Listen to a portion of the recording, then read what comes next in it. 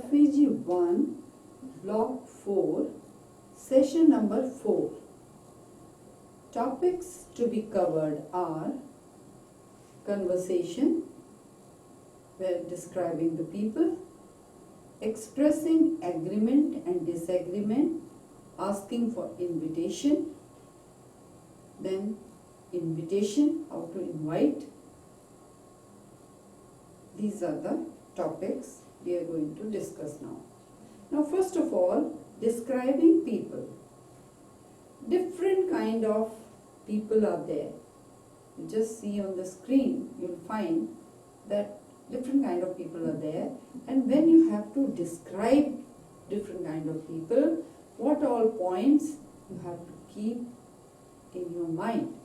Now, the skinny people are there, slim are there, muscular, overweight, not very good looking, medium length, long sideburns, mustaches are there, a beard, attractive, tall, freckles are there on the face, dark color, wears spectacles, narrow eyelids, narrow chin. Then the person is in 50s or 60s, in 40s, the bald person. So these are the different varieties. And if you have to describe each and every person, the different kind of people, then what all points are there, you have to keep it in your mind and how you are going to describe. Now, first of all, the look. First of all, when we describe a person, the first thing we have to keep in our mind is the look. And in look, the different points are there. Now, what all things are there in each point, I'll tell you in detail. Suppose you have to describe height of a person. The first thing you will consider is the height. The person could be tall, short, or medium height. So you describe he is tall, or she is short, or he or she is medium height. Then build. What is the build? Frame is the word which describes the build. Stocky, slim, thin, plump, fat, skinny, well built. Now these are the person. The person is tall, it could be frail, it could be stocky, slim, or well built. Any one word you can use for the build also. The age. When you're describing a person, very important is to describe the age. Could be young, elderly, middle-aged, teenager, or in 20s, 30s, or 40s. This is how we describe the age. Now comes face. When you're describing a person, the face, how you have to describe the face. The round face, oval, square, with scars, with wrinkles, with freckles, or sun tanned. This is how we describe face. Now here also plays an important role to describe a person. The bald, straight hair, curly hair, spiky hair, wavy hair. This is the description of a person with hair. Now eyes. How will you describe the eyes? Big and round eyes, blue eyes, large eyes, small eyes, bright eyes, or narrow eyes. Then come the clothes. Casual clothes, scruffy, shabby, smart, tidy, or messy. These are the adjectives we use for the clothes. So if you combine all these points, height, build, age, face, hair, eyes, clothes, and the complete description of a person, he or she will be able to do the description. Now height. Now in detail, I am going to tell you with examples. Short, tall, short and medium. He is short, they are medium, they are of medium height. She is tall. This is how we describe. Now built. He is stocky. He is well built. She is very skinny. He, the child, is very fat, very thin or plump. This is about the build. About the age, you say young, elderly, middle age, teenager. This describes the age. Then face, round face, diamond face, heart, square, triangle. Then eyes, bright eyes, brown eyes, small eyes, large eyes. Now hair, bald. The person is bald, no hair. Straight hair, curly hair, spiky and wavy. This is how you explain hair. Now, characteristics.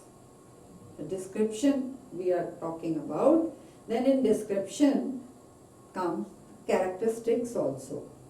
How you describe a person with the characteristics. A person is careful, hardworking, worried person, a cheerful person, broad-minded, active person, curious, one is very secretive, one is very aggressive, very tough person, very careless person, very practical person, very sensible person, is very independent, strong-minded person, the stupid person.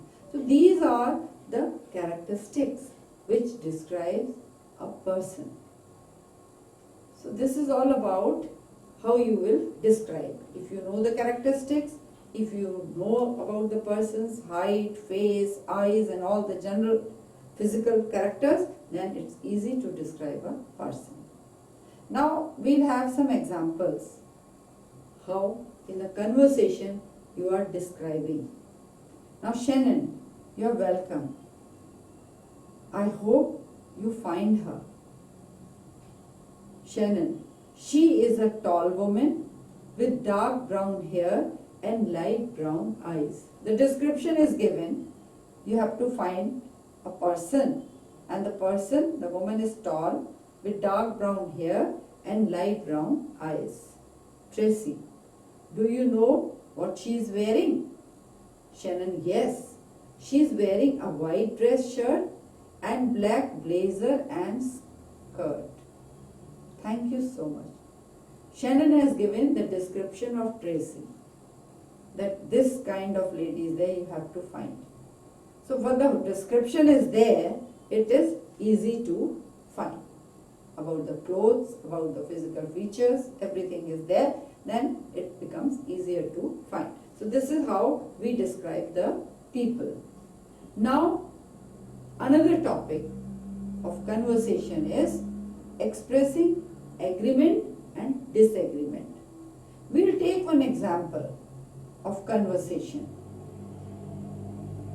A person is saying, I was thinking of holding the company retreat in the mountains. The B says, I agree.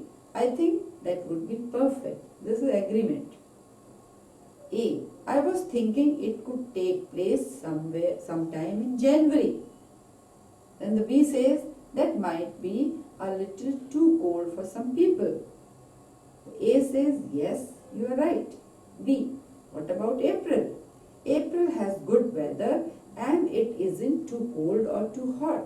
Now in a conversation, we are discussing about a topic, and sometimes we are in agreement, sometimes we are in a disagreement also. But this is a polite way of expressing yourself, in agreement also, in disagreement also.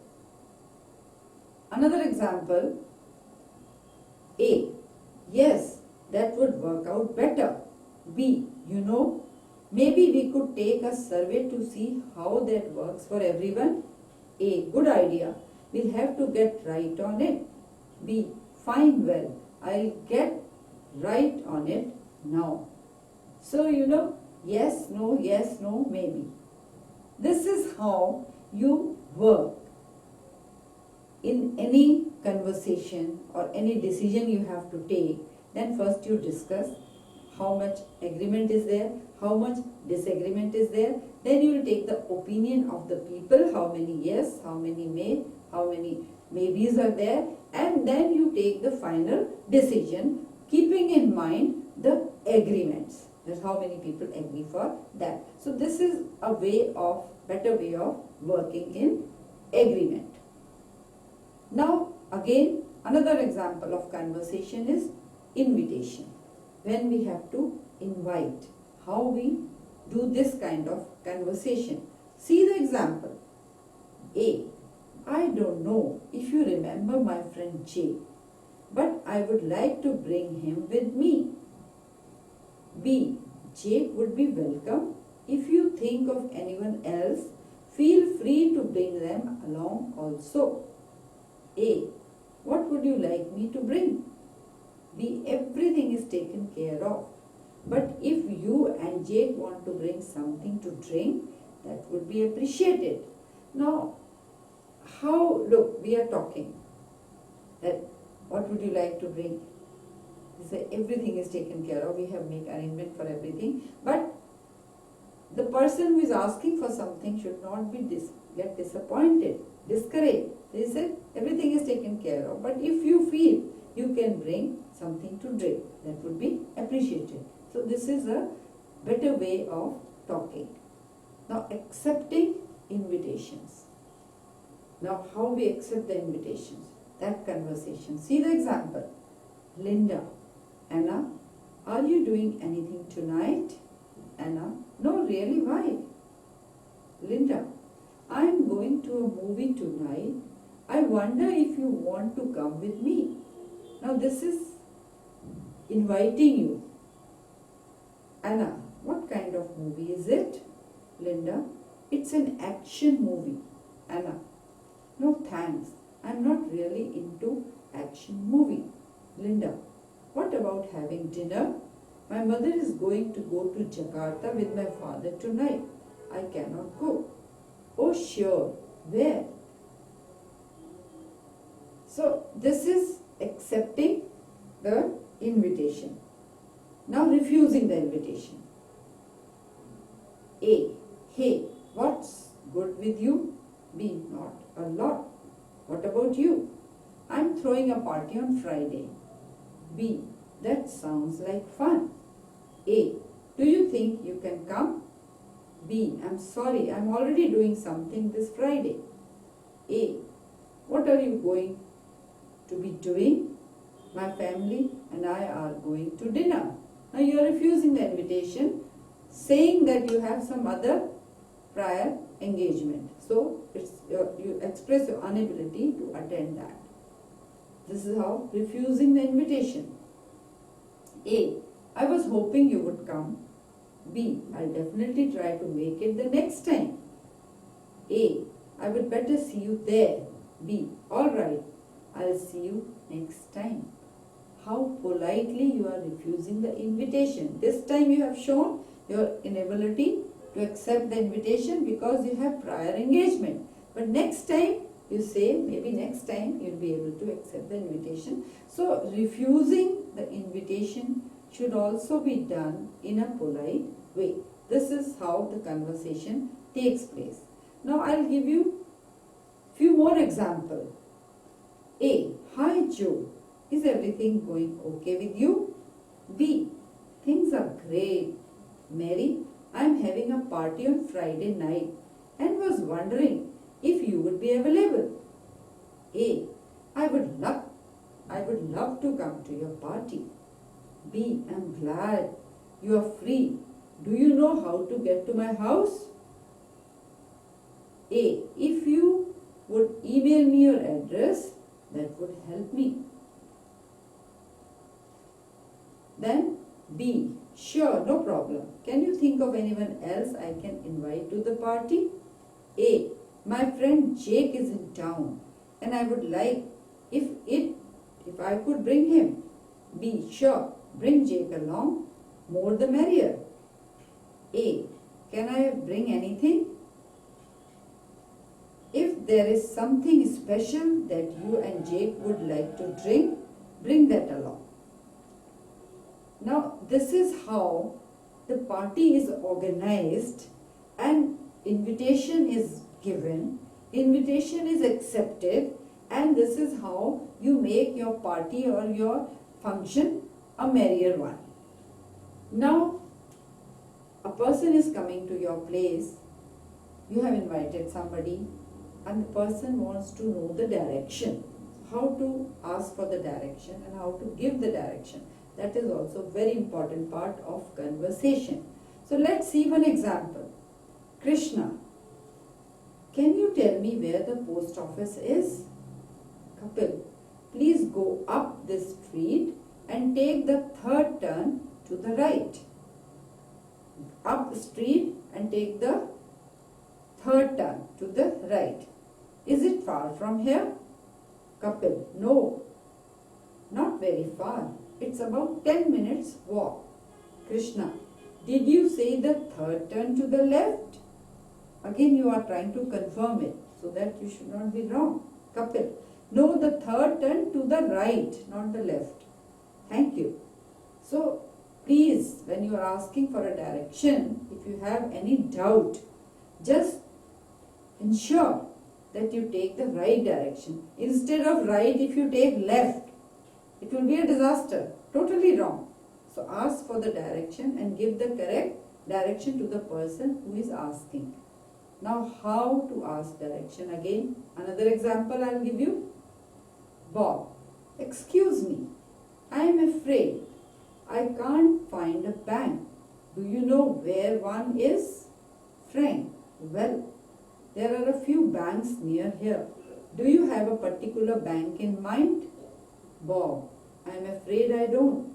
I just need to withdraw some money from either a teller or an ATM. Frank, okay, that's easy.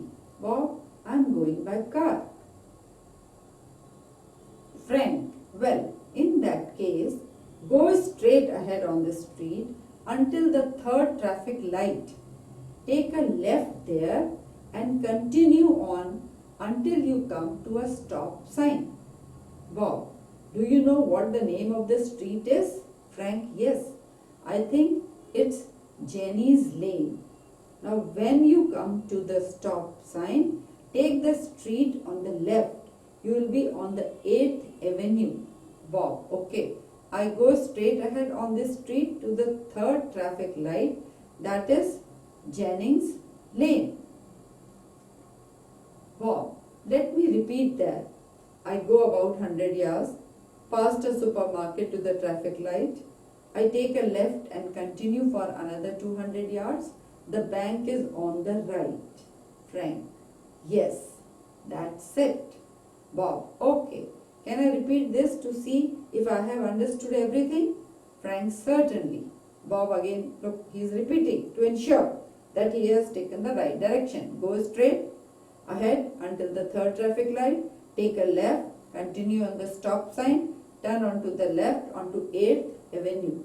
Frank, yes, that's right.